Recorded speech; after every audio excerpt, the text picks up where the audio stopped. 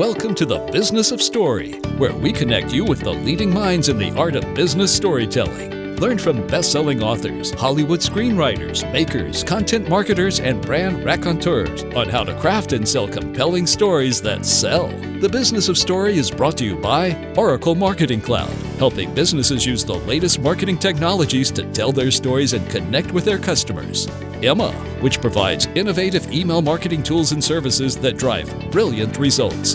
And by Convince and Convert, digital marketing advisors and counselors to leading brands and organizations worldwide. Convince and Convert helps you gain and keep your customers online. Here's your host, Park Howell. Hey everyone, welcome to Business of Story. I'm Park Howell, and I am truly honored that you are taking the time to spend with me and my wonderful guest today, Tamsen Webster. I mean, really, we all have so much on our plates, so much going on in our schedules. The fact that you would plug into Business of Story is really important to me, and I truly, truly appreciate it. And I want to go out of my way to make sure that we just bring you excellent content. And we have yet another great story artist with us today.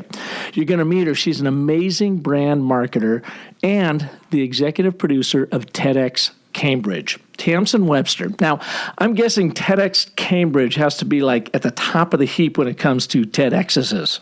I mean, Harvard and all, I suppose you have to be at the absolute top of your game as a storyteller and a presenter to make that stage. Well, Tamsen helps a lot of people do just that, but she also helps a lot of brands grow by getting their brand story straight, from the leadership on down through the rank and file, and making sure that those messages are meeting their customers where their customers are at. We're going to learn about how to do all that in today's show. The one other thing that I think is going to be critical for this show is if you are ever in the speaking business and you feel like you need to own the stage, and this could be any stage, owning any room, like the boardroom, the break room, the chat room, or the living room with your messages, and you have to connect with people and move them to action, then you definitely want to listen to today's show, because Tamsen gives us a number of different ways to approach that. But before we begin, I have a request. Our little podcast here, Business's Story, has been literally growing every week since we started last July. And I was wondering if you would help us continue our growth so that we can share amazing story artists like Tamsen with the world. All you have to do is visit iTunes, give us a rating, leave a comment if you like, and you will have become an important part of the Business of Story. I suppose this is a little bit like an NPR pledge drive, but instead of cash, I'm looking for stars on our podcast in iTunes. And I truly appreciate your help. When you do that, it helps our search rankings, and more people will find the Business of Story. Finally, I've got a new tool up on businessofstory.com. It's a workbook. I've had this workbook in the works for quite a while and have been dialing it in through workshops and getting participants' input on it. And now I've got it to the point that it's really, really dialed in. And what it does is it takes you through the 10 steps of the story cycle process that you can apply to your brand immediately. So you can go to businessofstory.com right now, download it, give it a go, and let me know how it's working for you. So far, we've been getting rave reviews on it, but like this show, I'm always interested in your input because I always am looking for ways to make it better. All right. So without further ado, let's jump right into today's show with Tamsen Webster. Tamsen, welcome to Business of Story. Thanks so much for having me. Oh, it's great. We've been doing the show now since July 1, and we've had just amazing guests on here. And then Jess, our wonderful producer, sent me a note the other day and said, we have to get Tamsen on the show. And so I did my research, jumped on the interwebs and started checking out what you brought, and I was blown away by your background. And the greatest thing was I listened to a couple of your podcasts, one on marketing profs and then one on Nick Westergaard's brand-driven digital. And I just loved them because you kind of covered a couple different approaches to brand storytelling and communication in both of those. So in today's show, I'm going to try to weave those two together.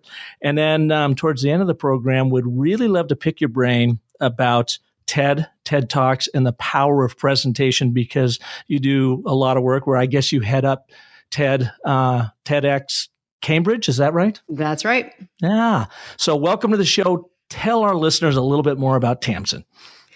Well, I like to say that my spirit animal is a magpie. I say the intellectual magpie. So I find shiny things and figure out how to build them. And where that's taken me across my career is found that the thing that I find shiniest of all are people's ideas and organizational ideas. And so what that has meant is that as I figured out what to build with those things, I've ended up really finding myself in a position of consistently working with organizations and individuals on how to talk about what they do more powerfully. And a lot of times that has a lot to do with story. So that's been everywhere from branding and marketing and nonprofits to building content and social with an advertising agency. These days, I work as a messaging consultant, idea whisperer, as I like to say, and presentation coach. And as you just mentioned, the executive producer of TEDx Cambridge. And your company is Oratium? Oratium. Yes. Absolutely. Yep. Absolutely. So we are the Message Architects, a boutique messaging consulting firm that works with organizations on how to develop, refine, and deliver their sales, marketing, and other key executive messages. Well, as you know, here at Business of Story, we are all about the construction, the architecture, the design of compelling communications. As we say, crafting and telling compelling stories that sell. In some of the literature I read about you on your website, you talked about being a specialist at how to tell the right story to the right people at the right time. And since our listeners have gotten, heads full of understanding the architecture and what makes a great story, let's kind of explore how do you know where to tell that story? Because that's as important, maybe if not more important than the actual creation of the story. Well, figuring that out is really a product of resonance, but not necessarily in the way that you and I actually were talking about it in the context of Nancy Duarte. So Nancy came up with a great concept with Resonate, that if we can get our stories to resonate with other people, then we get action to happen as a result. And the question is, well, how do you actually get that resonance to happen? And it is very much a part of structure, but it goes beyond that. And it builds off of this same idea of resonant frequency. And so for the listeners in the audience who remember radios, and I am so sorry, I actually have to say that we all remember the experience of maybe sitting in a car and trying to listen, you're driving out of your normal range of where you live. Maybe it's a road trip, maybe it's something else. And your favorite radio station starts to fade out. And so you furiously start to tune the dial until you find something else that at least comes in. And you don't like it, so you find another one until finally you figure out, okay, this is the thing that I'm listening to. This is the thing that I want. Well, in essence, that tuning is what creates resonance, because tuning, being able to figure out how to send the right signal in the right way so that it catches people where they are, that's really the secret, I think, to creating resonance. And what's interesting about that is that it doesn't come just from structure. It doesn't just come from the content. And it even doesn't even come from the strength of the idea or the message or the brand themselves.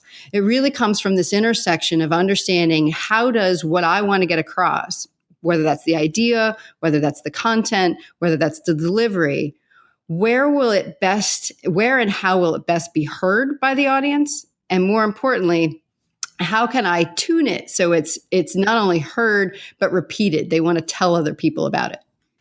So to me, that sounds like alchemy. And I think a lot of people, and I know with our clients, we have that same struggle with them. They're like, okay, that's all well and good. And I totally get that. But how do I get there? How do I really know that I'm delivering the right message at the right time to the right people? Of course, I'm going to know that through my conversions and if the phone's ringing, but how can I get more predictive at it versus, kind of being a shotgun at it? It all comes to preparation. So I'm sure this is a significant part of what you teach, as it is for anybody who knows this area well. But what I find particularly useful, and it comes down to the basics. Who are you talking to? What is it that they want and need? And in this way, actually basing off of story structure can be helpful.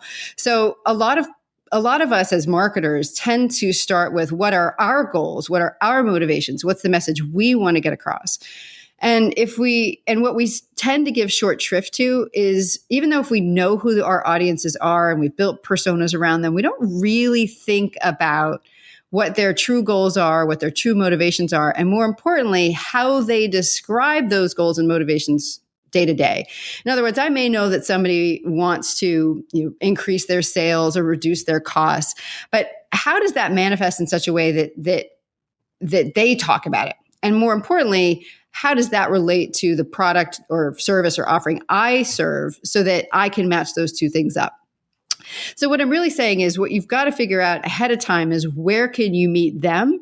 And a lot of that comes from thinking through ahead of time certain structures, certain places where those messages can overlap. So when people write their audience personas, they feel pretty good about them.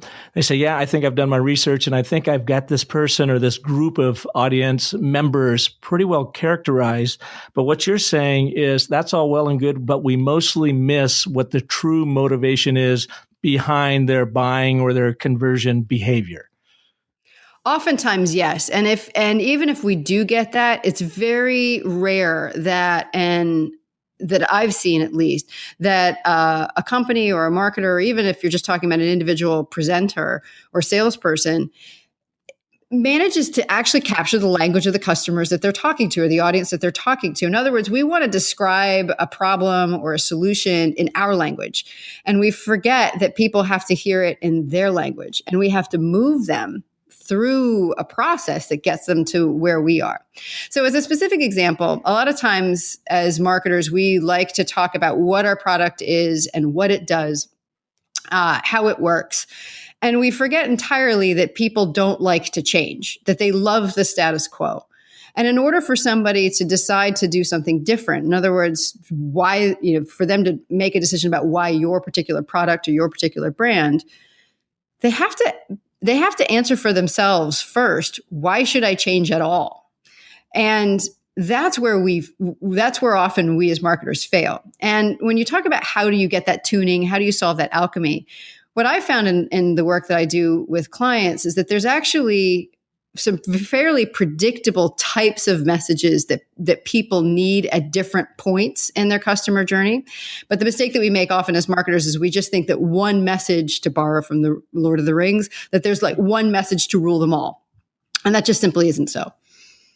And in these predictability, these messages that are predictable, do they cross a lot of different audiences? Or, are they all completely unique to that one or two audience? Well, there's an idea that I've tested throughout various places in my career that I refer to as motivation-based marketing.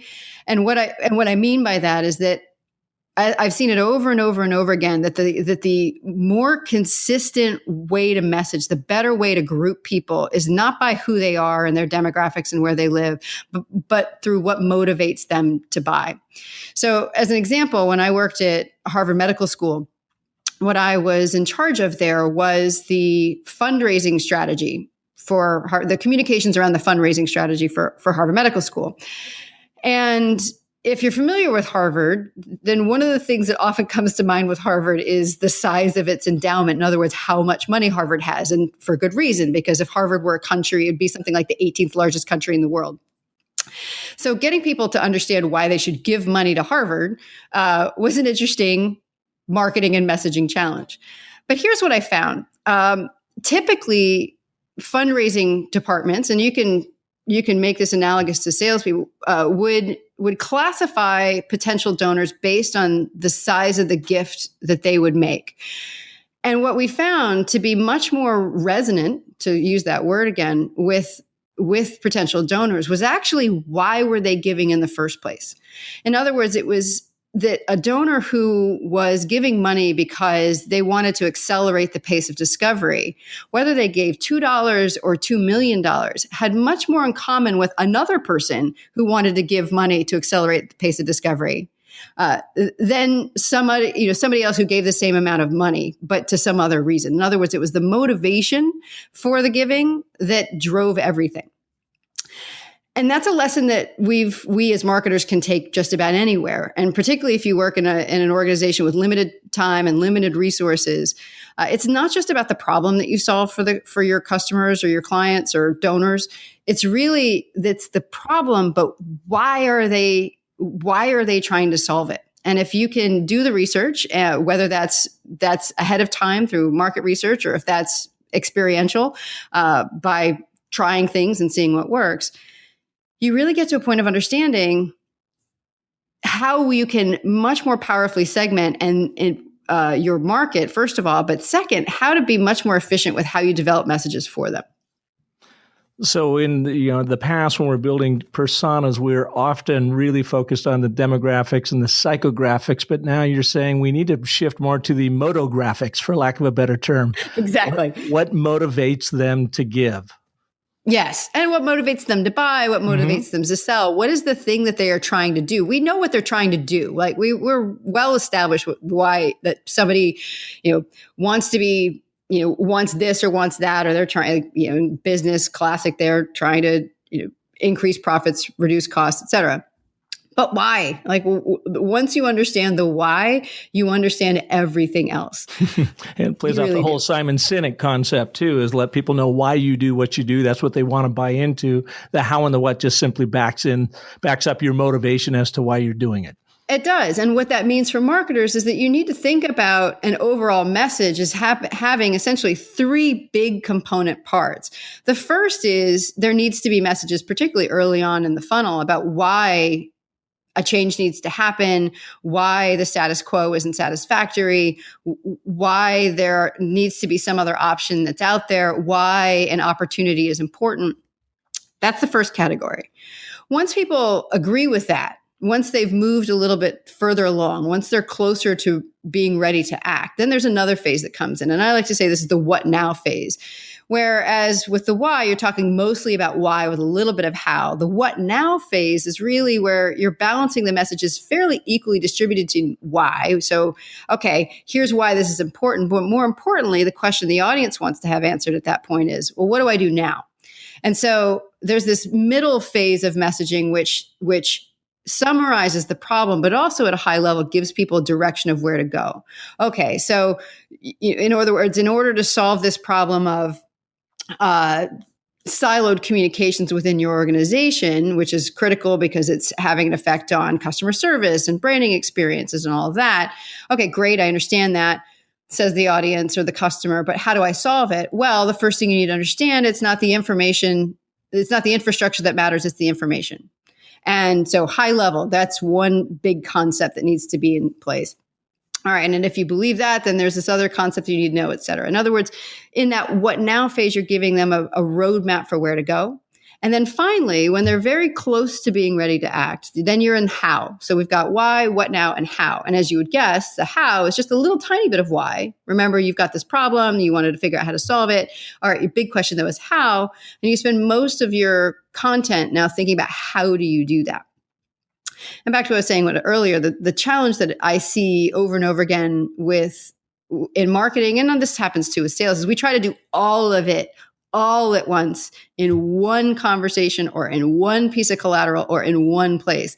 And that simply isn't what people are ready for. They just have to get at different levels of communications at different points in the buying process. And you just described essentially is the ideal 3-act epic story.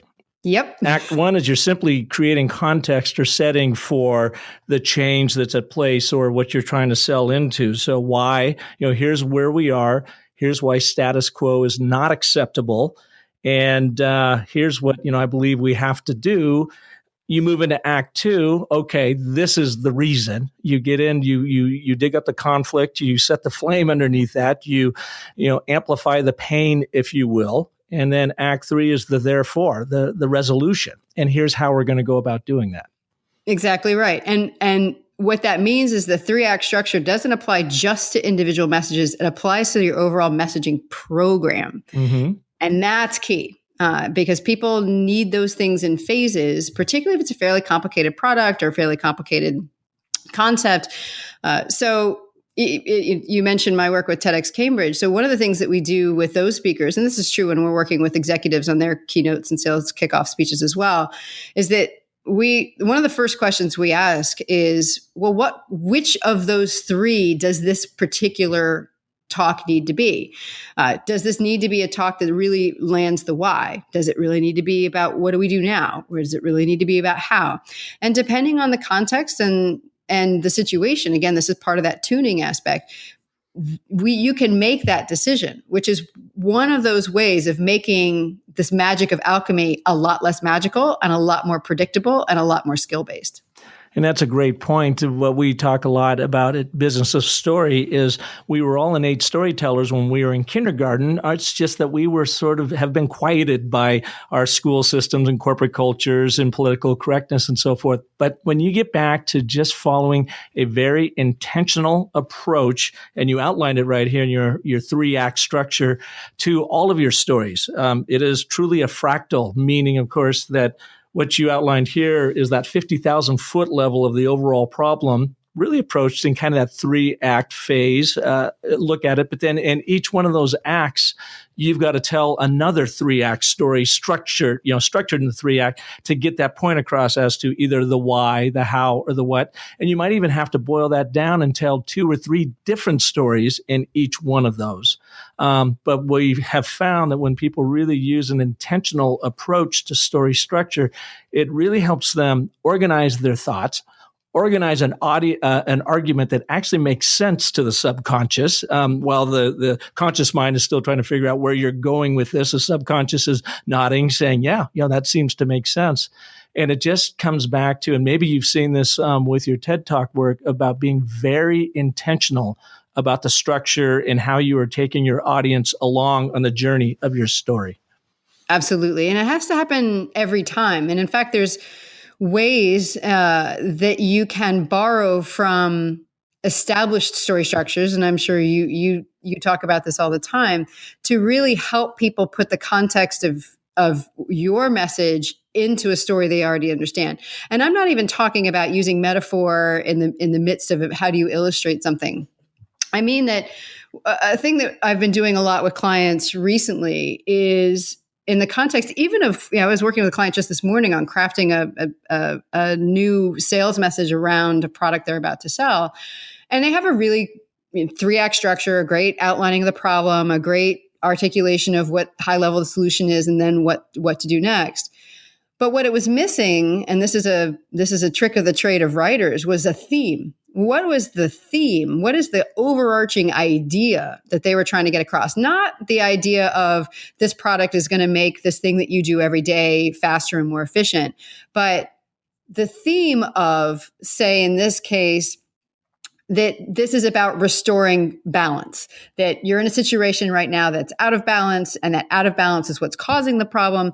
And the moment that you can put things back in balance, that's going to help solve it. So what happens is now, once you're talking about this idea, this theme of something being out of balance, now all of a sudden, as both a marketer and as a listener, you have that many more things to play on. In other words, you can use that theme to come up with other supporting stories. You can use that theme to come up with metaphors that help them understand. But automatically, what that also means is the person listening can immediately start to say, whether they recognize it or not, as, oh, I know how this story goes, and more importantly, I know how this story ends. And if you've structured it well, where they're the hero of the story, of course they always are, then they are anticipating a positive result, and they're already in a better frame of mind to continue to listen. You're essentially foreshadowing the punchline or the positive joke, and then you deliver what they expect. And Exactly. They really feel like they're a part of the story that way. That's right. And it's one of the reasons why I have found story structure to be so important. We don't actually call it story structure with our clients, but that's essentially what we're building for them. One of the reasons why it's so effective is that people have these story tracks in their minds already. And the typical, not always, but the typical sales message, this typical sales conversation, the typical marketing collateral piece fits a certain pattern that isn't story structure. In other words, or it fits a pattern in their minds of, oh, I know this. This is the sales pitch. This is how it sounds. I know where this is going. This is your classic used car salesman image in your head. And the minute you say something that activates their belief that that's the story they're listening to, they've already jumped to the end and they've already decided not to listen. Which is one of the reasons it's so important to think about how to structure your messages in such a way that they immediately break the expectation of, oh, this is a different kind of story. And as you know, like, we are so intrigued to always hear new and different stories that just even the style of how you present information by organizing it a different way can get people to listen in a way they wouldn't otherwise. Without a doubt, I call it surprising them with story, because so few people do. And a lot of our work is with professional services firms, B2B marketing, and the lack of story just blows me away when you can prove just how powerful it is. It's like a secret weapon that you can bring people into your world by sharing a story that connects with their world. Absolutely. And I think people are scared of it because it's so hard for them. It feels fluffy. I mean, that's the experience I've had all throughout my career as a marketer, is that you start to talk about storytelling, everyone knows it's important, but A, they have a very difficult time identifying what a good story is. B, even if you start to talk about that, it feels very uncomfortable for them. And yet, as you already said, we are so innately wired not only to listen to stories, but to tell them, that as soon as you can give people some fairly simple tools that, again, whether they realize it or not, helps them take their ideas and frame them in such a way that allows them to connect back to that natural storytelling instinct that they have, it's enormously powerful. And that's one of the favorite things that I get out of the work that I do, is seeing people finally reconnect not only with this inner storyteller, but to really connect with why they're doing what they're doing in the first place, with this idea, what makes them excited, what gives them energy, and just to be able to see that storytelling turn that energy into power is just an enormously rewarding experience. One of the aha moments I got from a book called Wired for Story by Lisa Cron, who's also been on our show, and she's just an amazing writer, a gifted teacher who works with authors of fiction. She said, you think about how powerful story is. Our brain and the amoeba essentially have the same goal, and that's survival. And if you think about it, we can go weeks without eating, days without drinking, but only about 35 seconds without our mind trying to make meaning out of something that's going on around us. And the way it creates that meaning is through innate story. It's hardwired to create this 3-act structure. Setup, what's going on? Conflict, is that going to kill me? Is it not going to kill me? Therefore, resolution. Oh, no, that's fine. It's just a cup of coffee. Let me move on. And as silly as that sounds, that is a tape that is constantly playing in our subconscious.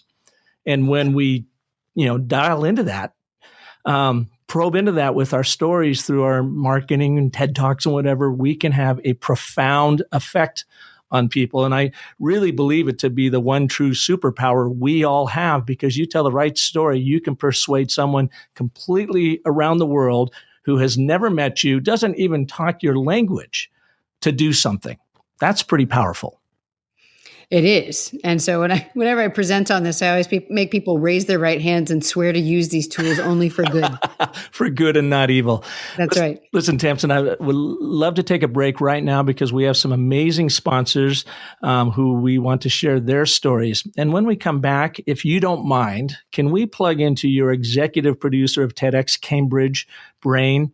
A lot of our listeners and my students at ASU find themselves on stage and they find themselves scared spitless. Yes, I said spitless.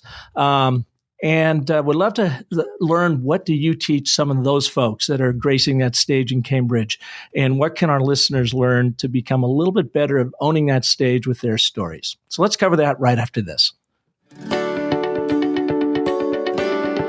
Hey, if you like what you're hearing here on Business of Story, then you are going to love Definitive, the email from Convince and Convert that many marketers say is the most useful resource around. Each day, the team at Convince and Convert picks a topic and sends you the 3 best resources ever created about that topic. It's topical, it's timely, it's useful, so go to definitivedigest.com and subscribe for free right now. To tell effective business stories means to truly understand your audience, beckon them in with a story they care about, convert them into a customer, and then nurture that relationship for lifelong brand bonding. That's not always easy to do, but marketing automation has made it easier than ever. The challenge is, how do you take all that data and turn it into drama? Well, the marketing gods over at Oracle Marketing Cloud have done that for us. They've created this easy-to-read and easy-to-digest guide called Marketing Automation Simplified Guide. It offers an introduction to the 5 tenets of modern marketing and breaks down the tips marketers need to know to automate and optimize. This includes data in targeting, email marketing, lead nurturing, lead scoring, content marketing, and sales enablement. So to get your free Oracle Marketing Cloud guide, Marketing Automation Simplified, go to bit.ly/Oracle Automation. That's bit.ly/Oracle Automation, and start getting your brand story straight.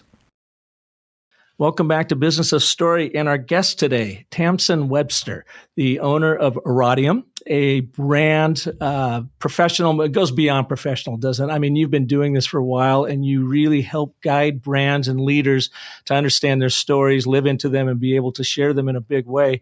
So much so that Tamsen is also the executive producer of TEDx Cambridge. So she promised me today she's going to share some of her insights on how to help all of us own that stage a little bit more when we are trying to share our stories with the world. So welcome, Tamsen. Tell us, how do we get over this stage fright of getting on stage?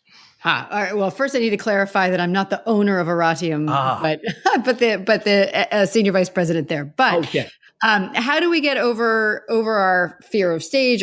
Well, it really comes down to, why do we hate presenting? And so there are really 3 primary reasons why people don't like to present. And I break that down into what I call the 3 F's. So it's a lack of familiarity. They're not familiar enough with their material, which, if you're not familiar enough with your material, of course you're going to be nervous about it, because you're like, I don't know this. Either I don't even know the subject matter, or I don't know what I'm trying to say. That's nervous making. You don't feel confident. The second F is lack of feeling. You don't actually have any connection or passion or reason or meaning to build on what we were saying earlier behind what you're saying. It doesn't have any meaning for you. And if it doesn't have any meaning for you, it's not going to have any meaning for the people you're talking to. And the third F, so we've got feeling, familiarity. The third F is faith. You've got lack of faith in the quality of what you're about to present. You don't know if it's any good. So maybe it is a subject matter that you've got a lot of experience in or knowledge in, but you don't actually have faith that what you've put together is going to be resonant, that it's structured in such a way that's going to be memorable to people. It's not singular and focused, any of that. So the good news is, for those 3 F's, there are 3 P's that fit and that solve each of those. So lack of familiarity obviously comes with practice. First of all, if you're not familiar with the material, then you need to prepare it in such a way and rehearse it in such a way and practice it in such a way that you are incredibly familiar with it. A lot of that, though, actually comes from the solution to lack of faith. So I say the solution to lack of faith is preparation. If you have prepared and structured and thought about the context and the relevance of what you're talking about, and one of my favorite formulas for great talks is that context plus relevance equals meaning. So if you've thought through the context, you've thought through the relevance, that will produce the meaning. That careful preparation of the talk, what should be in it, how should it be structured, what kind of story do you want it to be, what should be the language, how am I going to support it, how am I going to make it easier for people to follow along. That kind of preparation goes a huge way to getting to that practice that you're talking about, because you know it so very, very well. And the solution for lack of feeling is passion. That's the third P. So it means that, and this is a fairly high bar, that in order to be great, and even truly, and only even just to be effective as a communicator, your passion for the material has to be evident at some level, which means either you need to only speak about those things for which you have passion, or you need to be able to find within whatever you're talking about, even if it's some widget that you sell, why it has meaning for you. Because if you can identify that meaning, your passion for it will come across. And that's one of those things that creates that resonance with the person that you're talking to. Well, when you're working with TED speakers, I would think they would show up with that already, because they are putting themselves out and saying, hey, I want to be on a TED stage, which, is a pretty big leap for somebody. But it sounds like you even inherit speakers that come in that are missing one of these three or all three of them. Is that right? Yeah. I say, and this is guidance I give to people when I'm working with them on just even what to present, that there's an overlap, that passion actually and suitability for the stage is, what qualifies as a good idea, is actually an overlap of three things, very similar. One is that passion to share.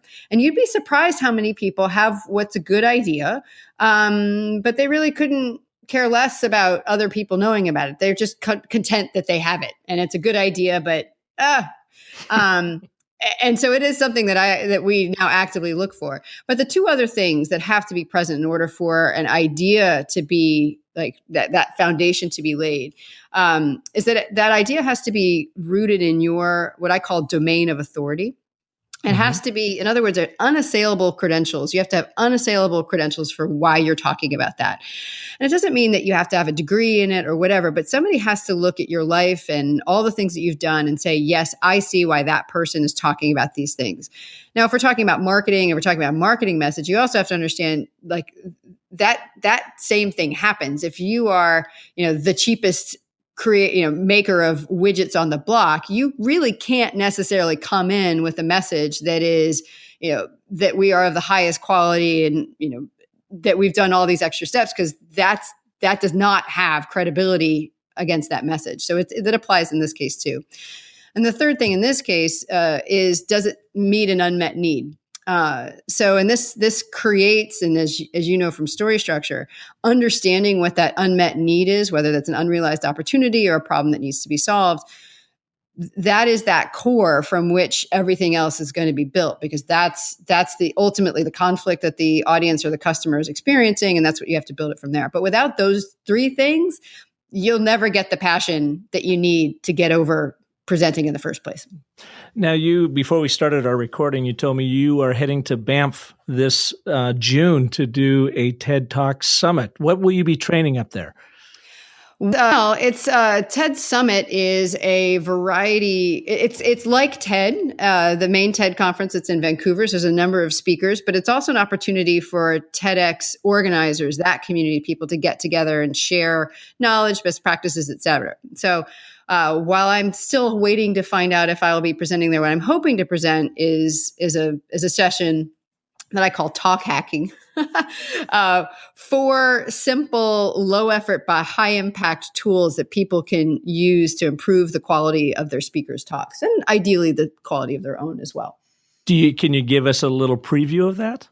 Well, there's basically four main hacks that I rely on as a coach, or when I'm batch coaching speakers, which happens with some regularity. One is, did you just say batch coaching? I did just say batch coaching. Bring them all in, and they're all sitting there and say, "Here we go. I love that." Okay. Yeah. Well, I mean, it's, even if it's not all together, there are times when you've got a group of speakers that are all getting ready for an event, and you have to coach them all simultaneously. I love that. Okay. I'm sorry. So yes, batch coaching.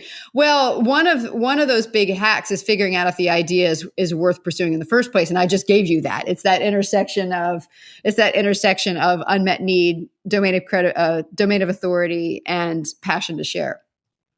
And if you can do that and make sure that your idea fits that, then the next step, which is still related to that initial concept, is articulating that idea, not only the context of its subject, but also in the idea of its overarching theme. So, I can be talking about, for instance, how to be a better presenter. That's the subject. The idea might be that there are certain key things that you have to get right. You have to tune these pieces of idea, content, and delivery in order to achieve that resonance with the audience. But the theme might be something I've already mentioned before. How do you convert energy into power? How do you create energy out of static things?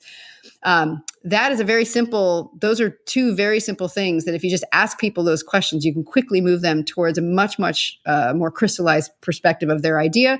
And if you're talking about a marketing message, it actually works there as well. When you say to themselves, as I was with a client earlier today, well, what's the theme here? And as I said before, it came out that it was balance.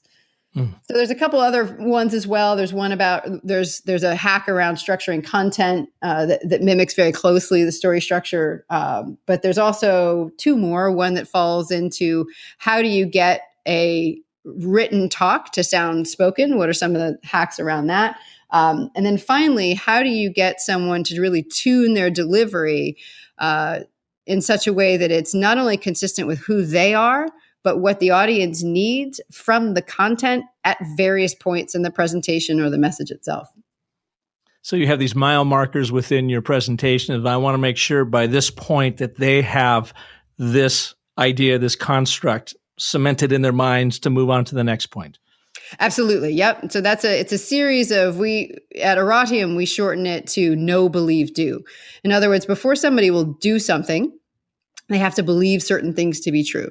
So as an example and let me give you a little bit of context, for 13 years, in addition to my full-time job, I was a Weight Watchers leader. So I helped people lose weight after having lost a significant amount of weight on my own. But what that meant was that sometimes up to 5 times a week for 30 minutes at a time, I was talking with a group of people. And my goal was at the end of that 30 minutes for them to do or think something differently about how they were eating or moving or living their life in such a way that would help them continue to lose weight.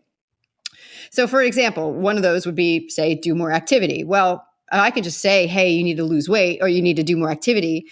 Well, people aren't going to do it, right? They need to have a reason why they would do it. They need to believe that it would help them lose weight. They need to believe that they're capable of doing it. And finally, what's everyone's objection to doing more activity? I don't have time. They have to believe that they have the time to do it. So we have to ask ourselves, what do I want people to do? So what is a thing that I want people to do or think differently after they hear this talk or they hear this message? The next question is, what do they need to believe in order to do that? And the final thing is, well, where do beliefs come from? Well, beliefs come from knowledge. So once I've established what a belief is that I need to have an audience or a customer understand, then I have to back up and say, well, what do I need to know? What key concepts, what information, what data, what illustrations, sometimes what stories can I tell that will help them have the knowledge they need to have that belief? So that's how we set that up. And when we're structuring, whether it's a message or a talk, those key pieces are in place, as is in what order do you need to present them to make sure that they're getting that, driving that action that you're looking to have them take. Mm-hmm. So going back to through those three, what do I want them to do or feel? What do they need to believe, or what do I want them to believe in order to get them to do that? And then what information do I need to give them so that they know how to do it? Right, exactly. So what do they need to know in order to believe? So what do they need to believe in order to do? So it's because that's the process that people go through when they are making a decision to act. They have to know before they'll believe. They have to believe that before they'll do. When you're planning a message or a talk, what we do is design backwards from the do. I'll start with the end in mind. Start with the end in mind. Again, classic storytelling or story writing technique. Understand where you want it, where's it going to end up, and then understand what you need to do to get people there. I love that. Here's something that I see with our students at ASU when I'm working with them, and they've got to get up and give their own version of a TED Talk for their capstone project in this Executive Master's program. And I'm curious if you see it in yours, but it seems to be this universal trait or gene missing in people, and that's the call to action. It's like finally they're all done. They deliver this great presentation, and they say thank you without asking the audience to do something. Right. Why is that? Why do we do that? Because I think most of us, at least, are wired to be afraid of being pushy, or we're afraid of being, honestly, we're afraid of being told no. Yeah, that's what I was going to say. Mm-hmm. And so we don't want to ask. And yet that we insist upon that in both our corporate messaging and then our individual and TED messaging. You have to know what that ask is. And in fact, one of the first things we have people write when they're writing out the script for their talk or their sales presentation or whatever is to write the conclusion inclusive of the call to action. And there's a couple of reasons we do that. One is so it's always there and that they've understood from the beginning that is exactly what they're driving to. The second reason is that a lot of times people start writing a message or a talk or a presentation from the front. And by the time they get to the end, they've kind of used up all their powerful language. And a lot of times things just peter out. So one of the reasons why I like to have people write their conclusion first is that it basically, I give them full permission. I'm like, write the biggest, boldest, most powerful language conclusion that you could possibly come up with that summarizes all the points that you've already planned out, that makes sure that captures why are we talking about this in the first place and what are those beliefs. But write that first. And the third reason that's useful is that it essentially, much like Chekhov and his gun in the first act, where he basically said, if you're going to shoot a gun in the third act, you need to make sure that it was clearly on the wall in the first. When you've written your conclusion first, then you know exactly what has to be included, not just everywhere else in your talk, but particularly in where you open. So what I always do when I'm having people write their talks is start with their conclusion. Then the next thing they do is write the opening. And we check those against each other. In other words, are the flowers that have bloomed by the end, were the seeds planted in the beginning? Mm-hmm. Then we go and we write the stuff that comes in between. That's brilliant. That's what I've got to do is turn that on its ear. I think, I do have them start with the end in mind, but I have yet to have them say, write down your ask right now. Plant that flag and then live into it with your story. And you have to ask it, by the way, at the end, whether you like to or not, you have to ask it. That's right. The other great side effect of that is if you write the conclusion at the end, write the conclusion first, you avoid the most common mistakes I see in conclusions where people suddenly introduce a new concept that wasn't there before. Mm-hmm. So all of a sudden they introduce something else, and a lot of times, and this is particularly true with executive speeches and TED speeches, TED Talks, TEDx Talks, is that it turns out that sometimes that's actually the point they wanted to make. And so that's another reason why I have people write it first, because then it gives them much better clarity about what are they really trying to talk about. And they're much more honest with themselves for whatever reason when it's like, oh, this is the conclusion. This is where I get to make the big point. And so it's really important to have them not only say what that ask is, but include in that conclusion their most powerful summation of their argument for it. Oh, that's brilliant.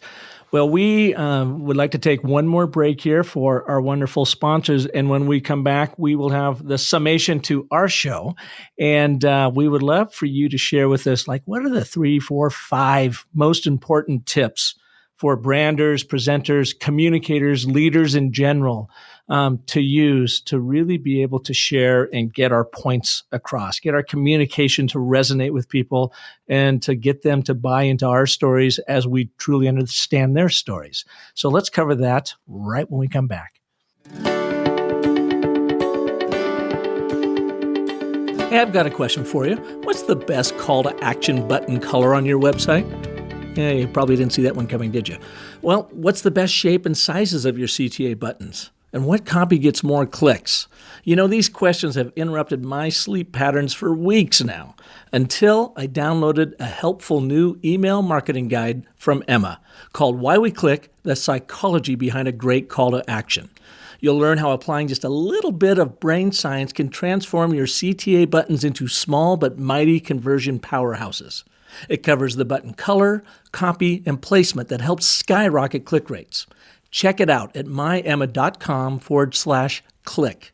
Emma helps marketers everywhere send smart, stylish email, newsletters, promotions, and automated campaigns. And to help us all rest a little easier knowing our email marketing is doing its job. So check out their new publication at myemma.com/click. It's interesting, Tamsen, that all of your points come in threes, which I really like. I'm a big believer in the power of three, even though I said, give us 4 or 5 tips at the end of the show. So I'm not even living into that myself, but it's really, and each one of them in this sort of power of three, when you look at it, is very much this 3-act construct: setup, problem, resolution. I just think it's just marvelous how our brain is wired that way. Yeah, and it's a mnemonic actually that I give to speakers all the time. I'm like, because our brains are so wired for threes, plan your points in threes as well, not just the 3-act structure. But if you plan the points in threes, then it's not only easier for them to remember, it's back to the nerves. It's easier for you to remember. So forget the 5 and 6 points. Give us the 3 main points that we could take away from the show today, Tamsen, about just being better communicators. Well, I think it all really comes down to one big point, and that is the result of good tuning. What produces resonance is actually the opposite of what we're all very familiar with.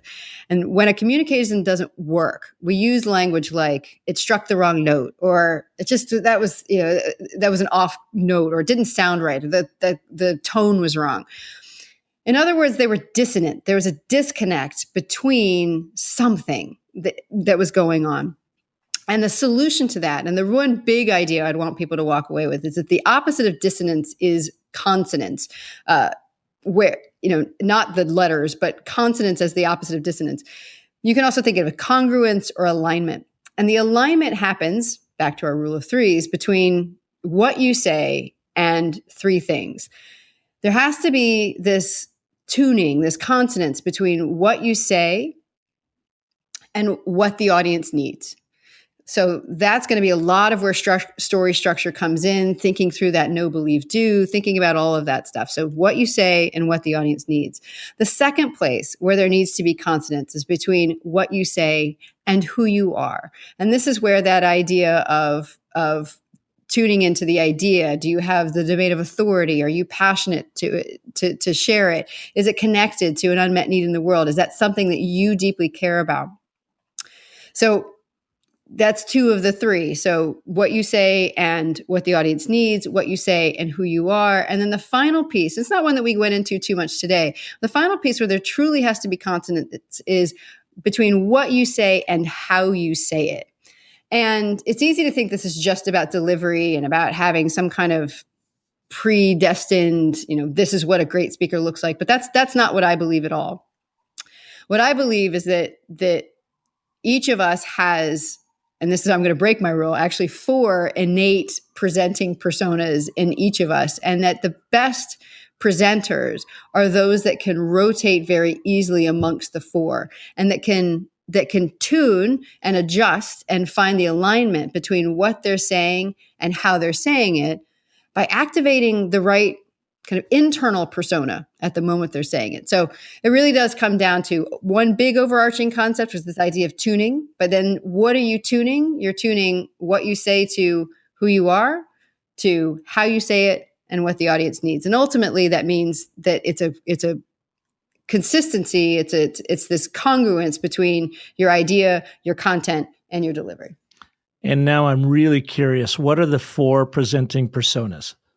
So I call them the commander, the counselor, the showman, and the sage.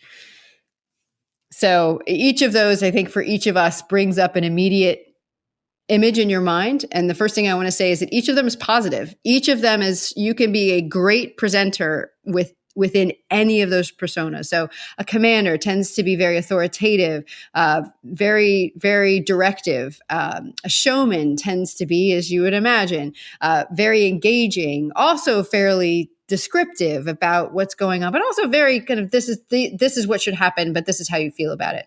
A counselor Not necessarily so descriptive, a lot more, here are the options, but still very tuned to emotions, much like a showman is. And a sage, as you would imagine, very fact, data based, very descriptive of what's out there, not really telling you what the answer is, but giving you all the information for you to reach your own conclusion, but isn't necessarily so emotional.